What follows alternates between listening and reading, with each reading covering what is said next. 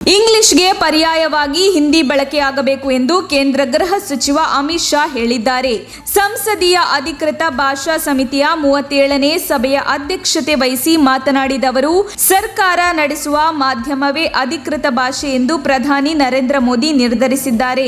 ಇದು ಖಂಡಿತವಾಗಿಯೂ ಹಿಂದಿಯ ಪ್ರಾಮುಖ್ಯತೆಯನ್ನು ಹೆಚ್ಚಿಸುತ್ತದೆ ಎಂದು ಕೇಂದ್ರ ಗೃಹ ಸಚಿವಾಲಯ ಹೊರಡಿಸಿದ ಹೇಳಿಕೆಯಲ್ಲಿ ತಿಳಿಸಿದ್ದಾರೆ. ಇದೀಗ ಸಚಿವ ಸಂಪುಟದ ಶೇಕಡಾ 70ರಷ್ಟು ಕಾರ್ಯಸೂಚಿ ಹಿಂದಿಯಲ್ಲಿ ಸಿದ್ಧವಾಗಿದೆ ಎಂದು ಅವರು ಸದಸ್ಯರಿಗೆ ತಿಳಿಸಿದರು. ಅಧಿಕೃತ ಭಾಷೆ ಹಿಂದಿಯನ್ನು ದೇಶದ ಏಕತೆಯ ಪ್ರಮುಖ ಭಾಗವನ್ನಾಗಿ ಮಾಡುವ ಸಮಯ ಇದೀಗ ಬಂದಿದೆ.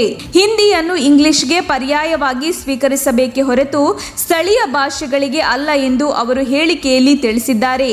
ಬೇರೆ ಸ್ಥಳೀಯ ಭಾಷೆಗಳ ಪದಗಳನ್ನು ಸ್ವೀಕರಿಸಿ ಹಿಂದಿಯನ್ನು ಹೊಂದಿಕೊಳ್ಳುವಂತೆ ಮಾಡಬೇಕೇ ಹೊರತು ಪ್ರಚಾರ ಮಾಡುವುದಲ್ಲ. ವಿವಿಧ ಭಾಷೆಗಳನ್ನು ಮಾತನಾಡುವ ರಾಜ್ಯಗಳ ನಾಗರಿಕರು ಪರಸ್ಪರ ಸಂವಹನ ನಡೆಸಿದಾಗ ಅದು ಭಾರತದ ಭಾಷೆಯಲ್ಲಿ ಇರಬೇಕು ಎಂದು ಗೃಹ ಸಚಿವರು ಹೇಳಿದ್ದಾರೆ.